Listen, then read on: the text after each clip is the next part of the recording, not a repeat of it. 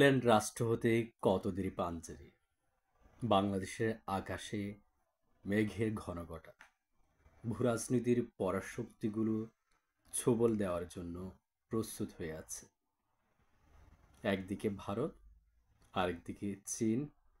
নতুন করে যে পরাশক্তির উদ্ভব হয়েছে বা যারা সরাসরি যুক্ত হতে যাচ্ছে, সেটা হলো আমেরিকা। এই যে তিন পরাশক্তির মাঝে একটি অন্যতম সেরা পরাশক্তি রাশিয়া কিছুটা এখনো চুপ আছে। সো পৃথিবীর বিভিন্ন দেশে পরাশক্তিগুলো তাদের ক্ষমতার আধিপত্য বজায় রাখার জন্য তারা তাদের বিভিন্ন এজেন্ট নিয়োগ করে। সেটি ভারত বলি, পাকিস্তান, রাশিয়া, চীন সকলেই করে। বিশ্ব নেতৃত্ব দিচ্ছে আমেরিকা।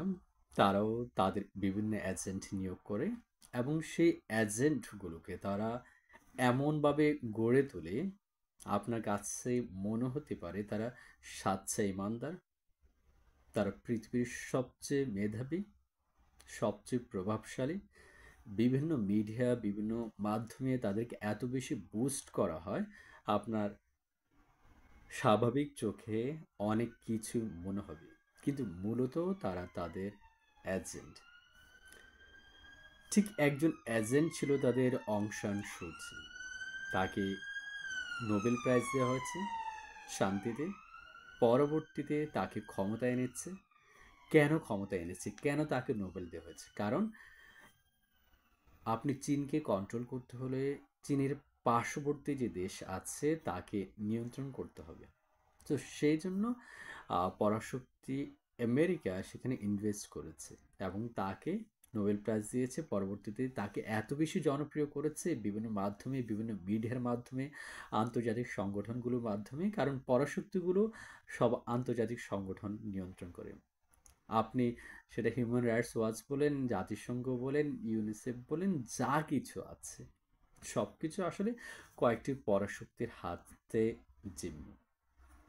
সে অং সান সুচি ক্ষমতা আসার পরে সে যখন তাদের কথা অনুযায়ী চলছে না, তাই সে যখন চীনের দিকে ঘেঁষে গেল, তখনই তাকে ক্ষমতাচ্যুত করে গ্রেপ্তার করা হলো। অর্থাৎ তাদের এজেন্টকে তারা শান্তিতে নোবেল দিয়েছে, তাদেরকে জনপ্রিয় করেছে, তাকে ক্ষমতা এনেছে, কিন্তু ক্ষমতা থেকে যখন কথা আর শুনতেছে না, তখনই তাকে ক্ষমতাচ্যুত করেছে।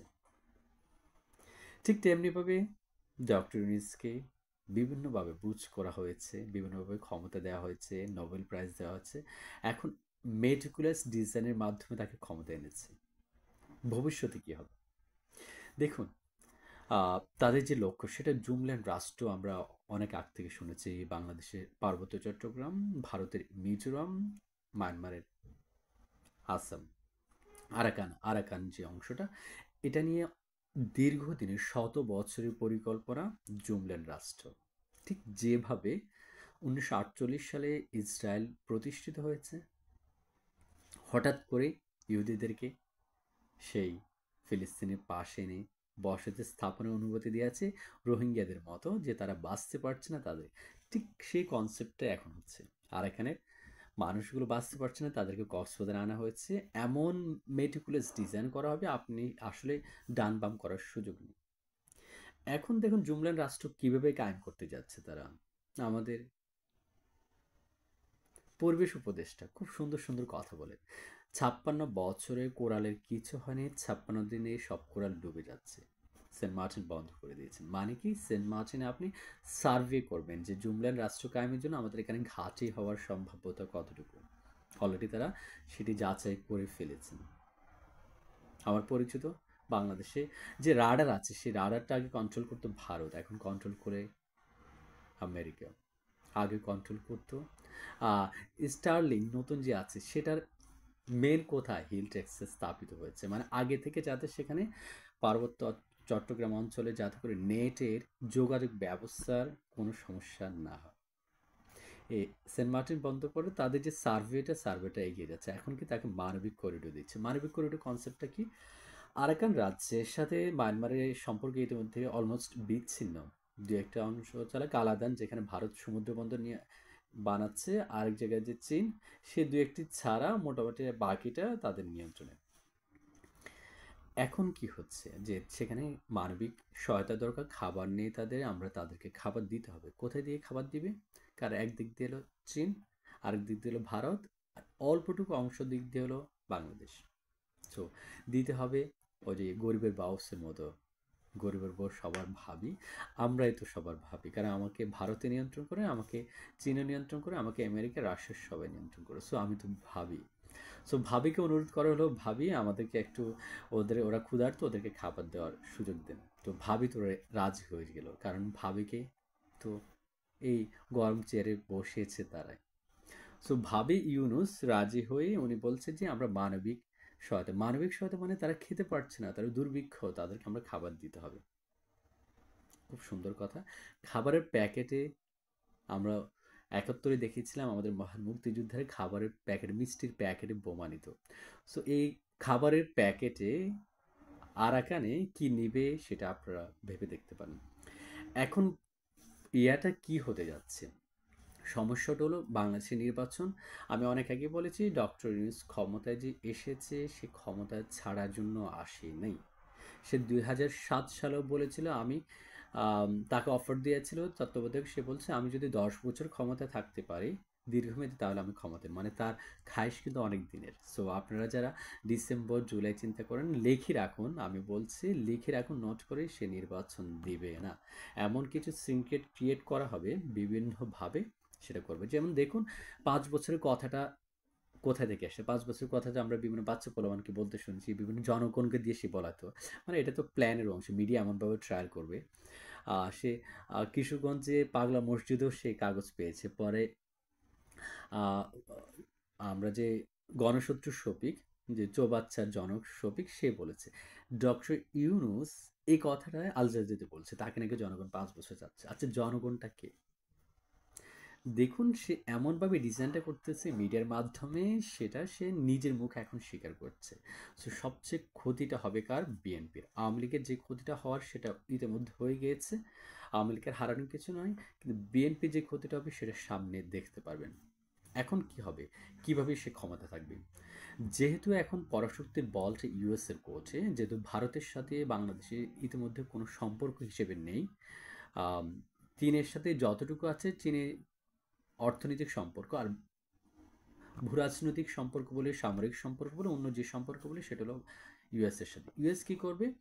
যে এখানে চীনকে টেক্কা দেওয়ার জন্য তারা তাদের একটা খ্রিস্টান রাষ্ট্র তাদের মতো করে, যেমন তাইওয়ানকে তারা যেভাবে সেট আপ করেছে, দক্ষিণ সুদানকে যেভাবে সেট আপ করেছে, পূর্ব তৈমুরকে তারা যেভাবে খ্রিস্টান রাষ্ট্র বানিয়েছে, ঠিক তেমনি একটি জুম রাষ্ট্র বাংলাদেশ কেন্দ্রিক ফিল্ট্রেক্স, আরাকান এবং মিজোরাম দিয়ে হবে। এটা অনেক দিনের পরিকল্পনা। সো সেই পরিকল্পনা বাস্তবায়নের জন্য তারা কিন্তু দীর্ঘদিন ইনভেস্ট করেছে ডক্টর ইউনূসের উপর। সো ইনভেস্ট যেহেতু করেছে তার টার্ন ওভার তারা নেবে, এটাই স্বাভাবিক। এখন কিভাবে নেবে? তারা মূলত নেবে হলো তাদের প্রধান অস্ত্রটা হলো আন্তর্জাতিক সংস্থাগুলো, সেগুলোর মাধ্যমে। তারা সেনাবাহিনীকে ইতিমধ্যে, আগে সেনাবাহিনী কিন্তু আন্দোলন দমে দিতে পারতো, কিন্তু তারা দমানে, তাদেরকে বলা হচ্ছে শান্তিরক্ষা মিশন বন্ধ। ওকে, এখন কি করবে? তাদেরকে আবারও একই টোপ দিবে, শান্তিরক্ষা মিশন বন্ধ, বরং তোমরা বাইরে আছো। এখন কিন্তু সেনাবাহিনী কোটি কোটি বিলিয়ন বিলিয়ন টাকা ইনকাম করছে। আর মাথায় রাখবেন দক্ষিণ এশিয়ার কালচার হলো সেনাবাহিনী যখন ব্যারাক থেকে বাইরে আসে তারা খুব সহজে ব্যারাকে ফেরত যেতে চায় না। কেন?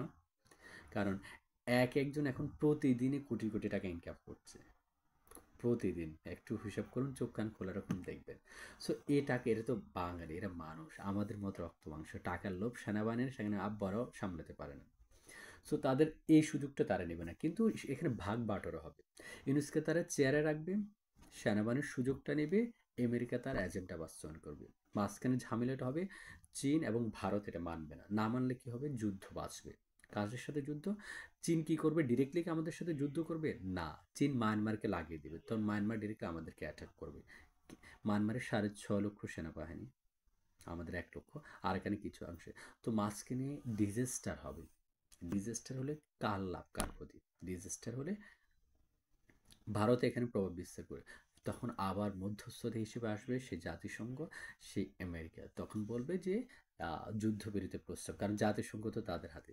যুদ্ধবিরতি প্রস্তাব করলে এই অংশটা যেহেতু এই অস্থিতিশীল মায়ানমারের সাথে থাকতে চাচ্ছে না, ফিলটেক্সের এই অংশটা বাংলাদেশের সাথে মিলে না, এবং রোহিঙ্গারা তখন বিদ্রোহ করবে। 25 লক্ষ রোহিঙ্গা ইতিমধ্যে কক্সবাজারে, তখন তারা যদি বিদ্রোহ করে কয়জনকে মারবেন আপনি? মারতে পারবেন না। আমি অনেক আগে যুগান্তরে একটা কলামে লিখেছিলাম আমার, যে ভূরাজনীতিতে বাংলাদেশ কেন এত বেশি গুরুত্বপূর্ণ এটা। আর মিজোরামের একটা অংশ অলরেডি খ্রিস্টান ধর্মাবলম্বী। এখন কেন মানুষ খ্রিস্টান রাষ্ট্র হবে? আমরা বুঝতেছি, অনেকে ভাবতেছে আমরা মুসলমান রাষ্ট্র হবো, আরাকান না, হবে খ্রিস্টান। এই মানুষগুলো খেতে পারতেছে না। এই যে রোহিঙ্গা, 25 লক্ষ রোহিঙ্গারা খেতে পারছে না। মানুষ ধর্মান্তরিত তখনও কয়েকটি কারণ, একটা হলো পাওয়ার চায়, যে যে পাওয়ার পার্টিতে থাকে তার দিকে প্রভাবিত হয়, যে অর্থ কষ্টে থাকে যে তাকে অর্থ দেয়।